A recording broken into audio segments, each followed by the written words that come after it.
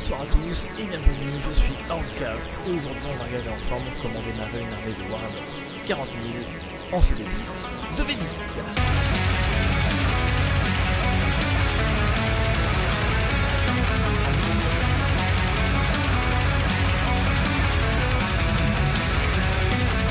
Alors tout d'abord vous avez plusieurs façons de vous créer une armée de Warhammer 40 000. La plus simple, alors je parle vraiment pour un débutant qui n'a strictement rien, ni codex, ni peinture, ni rien. Sachez que déjà, avant même de commencer à jouer, vous allez avoir un nombre très élevé de dépenses au niveau donc de la peinture, des règles, des figurines, d'accord, et vous allez avoir un temps énorme pour peindre tout ça, surtout au début quand vous démarrez.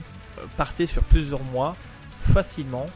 Moi voilà, quand je débute une nouvelle armée, je pars sur à peu près 2 ans, sachant que je me mets un niveau de peinture correct, on va dire. Voilà, ce qui n'est pas le cas d'un débutant, mais sachez que vous ne pourrez pas jouer de suite à votre jeu préféré.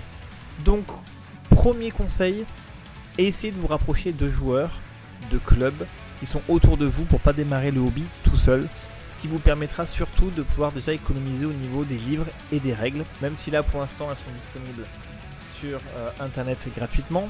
Sachez que normalement plus tard il y aura des codex payants, il y aura des mises à jour, il y aura des campagnes, il y aura des nouvelles règles, il y a le White Dwarf avec des mises à jour, donc tout ça c'est quand même un certain budget. C'est un budget qu'on ne met pas du coup dans les figurines, donc rapprochez-vous d'associations, rapprochez-vous de joueurs vétérans, rapprochez-vous de joueurs autour de vous ou d'autres joueurs débutants pour en fait faire des achats groupés, ce qui vous permettra déjà d'essayer d'esquiver un petit peu tous ces achats parasites, j'appelle ça. Donc on peut vous prêter un livre de règles, on peut vous prêter le codex pour que vous puissiez le lire. Ça vous permet déjà d'économiser de l'argent et de vous concentrer vraiment sur l'aspect figurine. Ça c'est le premier point qui est très important. Deuxième point très important aussi, j'ai fait beaucoup d'armées. J'en ai peintes certaines rapidement, j'en ai en un week-end, j'en ai peintes certaines sur 2 ans, j'en ai revendu, j'en ai gardé, je m'en suis séparé de certaines, une partie, voilà. Donc tout ça pour vous dire, au début partez sur déjà des petits formats et n'achetez pas toutes vos boîtes d'un seul coup. On voit beaucoup d'annonces sur internet où des gens abandonnent des projets et revendent en fait des boîtes neuves, même pas ouvertes, allez 600 balles, 3000 points de custodes, blablabla. On voit des tonnes d'armées comme ça, donc ne faites pas cette erreur là. Commencez petit, achetez une boîte ou deux, un personnage, une boîte avec des figurines dedans, vous commencez à les monter, vous les peignez. Si possible, faites-vous aider par encore une fois des joueurs qui vont vous montrer quelques petites techniques, qui ont peut-être même carrément des pots de peinture à vous prêter. Parce que vous allez commencer avec 5-10 pots de peinture, à 6 € le pot de peinture je crois maintenant, donc n'hésitez pas à, ou alors directement aller en magasin Game Workshop, en boutique, pour peindre tranquillement vos figurines, mais commencez petit, n'allez pas dans un magasin pour acheter déjà directement 10 boîtes, c'est un nouveau projet, on balance tout, voilà je prends 500 balles, on est content, on met la photo sur Facebook, et puis 2 mois après on abandonne tout, on remballe tout et on a perdu 400 € dans l'histoire. Donc ça c'est le deuxième conseil, d'accord. Donc cherchez pas à avoir des triplettes d'unités pétées, cherchez pas à avoir des listes, des copier de listes sur internet, ça ne sert strictement à rien. Choisissez votre armée qui vous fait plaisir et commencez petit par un personnage, une unité, quand c'est pas vous passez à l'unité d'après et faites-vous aider aussi bien en conseil ou aussi bien en matériel par d'autres joueurs. De même il y a forcément des armées qui coûtent plus cher que d'autres, ça on le sait très bien. Donc par exemple une armée de custodes avec 20 figurines coûtera forcément moins cher qu'une armée de Genestealer ou Orc avec 150 figurines. Donc ça aussi ça peut rentrer en compte si vous hésitez entre 2-3 armées. Essayez quand même de calculer l'armée la moins chère à l'achat global. Le point d'après c'est n'achetez pas sur Game Workshop. Game Workshop en fait c'est le site référence. Vous avez des boîtes de réduction avec des patrouilles de combat, avec des boîtes à valeur ajoutée, mais n'achetez pas sur Game Workshop. Sur n'importe quel revendeur, la boutique du coin ou d'autres revendeurs sur internet, vous allez pouvoir avoir 5, 10, 15, 20%. Si vous passez par une chaîne YouTube que vous aimez comme French Wargame Studio, comme Creative Wargame et j'en passe, 5-10% sur des armées complètes, finalement au bout du compte ça joue énormément. Donc tout ça pour arriver surtout au point le plus important pour moi, avec l'expérience, encore une fois j'ai fait beaucoup d'armées, j'en ai encore beaucoup à la maison, je vous mettrai des photos de mes figurines. Je pense que le meilleur moyen de commencer une armée de Warhammer 40 000, c'est de ne pas acheter de figurines de Warhammer 40 000. Je m'explique, en fait, si vous commencez à calculer le prix donc des codex, le prix des livres, le prix de la peinture, le prix de la colle, le temps que vous allez passer à monter les figurines, il va falloir suivre l'évolution du jeu, les mises à jour, parce que tout ça ne se fait pas en 3 mois. Hein, vous n'allez pas faire vos figurines, ou alors vous allez les saccager. Encore une fois, il faut bien commencer, donc ça malheureusement, certains sont plus doués que d'autres, donc ça, on ne peut pas vous blâmer là-dessus. Mais sachez que souvent les premières figurines vont être vraiment saccagées et invendables, en général. À part si on arrive à les mettre dans l'acétone, dans le Glanzer. Donc tout ça pour vous dire, pour moi le conseil le plus important que je puisse vous donner, c'est en fait, surtout là avec ce changement de version, n'hésitez pas à essayer d'acheter des armées déjà clés en main, des armées toutes faites, toutes peintes d'occasion par des joueurs qui arrêtent le jeu, qui changent d'armée, qui cette nouvelle version ne les plaît pas, ils se délaissent, des gens qui déménagent. Voilà, comme on dit, le malheur des uns fait le bonheur des autres, donc n'hésitez pas, soyez un petit peu patient. Vaut mieux perdre une semaine à chercher sur internet une armée qui est déjà peinte, correctement on va dire, et vous allez économiser beaucoup de temps et beaucoup d'argent mine de rien. Pourquoi vous allez économiser de l'argent? Parce que par exemple si vous partez sur une armée de Space Marine, il y a des tonnes d'armées de Space Marine en vente, tout le monde a des Space Marine chez soi, et avec Conquest, les Space Marine ont vraiment un prix cassé. Donc vous allez pouvoir avoir des armées peintes plus ou moins correctement, à prix dérisoire. C'est pareil pour les Necrons, c'est pareil pour toutes les figurines Conquest et Imperium. Voilà. De même les figurines des boîtes de base, donc quand vous avez par exemple là la boîte de base c'est Léviathan, donc on n'aura sûrement pas de suite des figurines Léviathan peintes à vendre. Donc comme ça, une fois que vous avez votre base en fait de figurines, vous avez votre armée qui est peinte. Là ce que vous pouvez faire c'est tranquillement la retoucher, d'accord. Les figurines ne sont pas super bien peintes, pas à votre goût, donc vous achetez 1 ou 2 pots de peinture, voilà, un pinceau et vous retouchez tranquillement les figurines, les couleurs qui vous conviennent pas.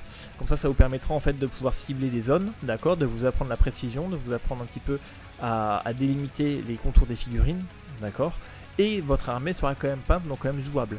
Et si vous faites n'importe quoi, c'est pas très grave, elle avait déjà été peinte, d'accord, donc vous n'allez pas perdre beaucoup de valeur dessus. Voilà, donc ça je trouve que c'est vraiment le conseil le plus intéressant, et finalement avec l'expérience, avant même de commencer une nouvelle armée, en général, j'essaie de me débrouiller pour trouver une armée d'occasion qui correspond à peu près à ce que je veux, je l'achète, et après petit à petit, au fil des ans, des années, je remplace une unité. Une unité, hop, je la peins, je la mets dans l'armée, et celle-ci je la vends, et je récupère un petit peu d'argent comme ça dessus. Ce qui permet de rembourser un petit peu finalement la mise de départ. Voilà, je pense que c'est le meilleur conseil que je puisse vous donner. Surtout, ne vous lancez pas sur le site de Game Workshop à commander les codex, les dés, les tokens, les trucs, les machins, des boîtes neuves, allez, des boîtes, des figurines à l'unité, tout ça. Non. Déjà privilégiez donc les patrouilles, privilégiez les boîtes de démarrage si vous devez passer par là. D'accord.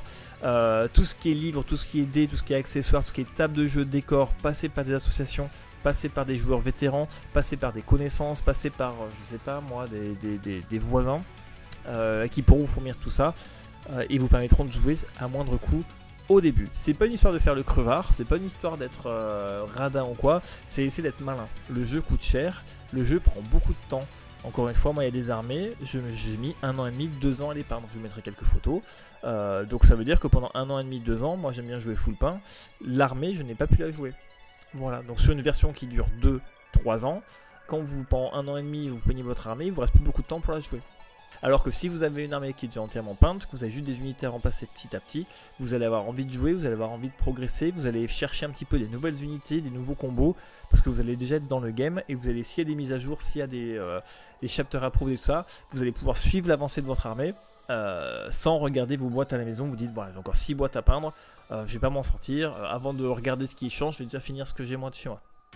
Voilà, là vous avez votre armée, vous changez tranquillement vos unités une par une, et en plus de ça, du coup, vous allez pouvoir vous améliorer sur la peinture en faisant une couleur à la fois, 2 couleurs à la fois. Après, hop, vous commencez à faire un petit peu des sous-couches, vous faites des figurines entières, et petit à petit, comme ça, vous allez progresser.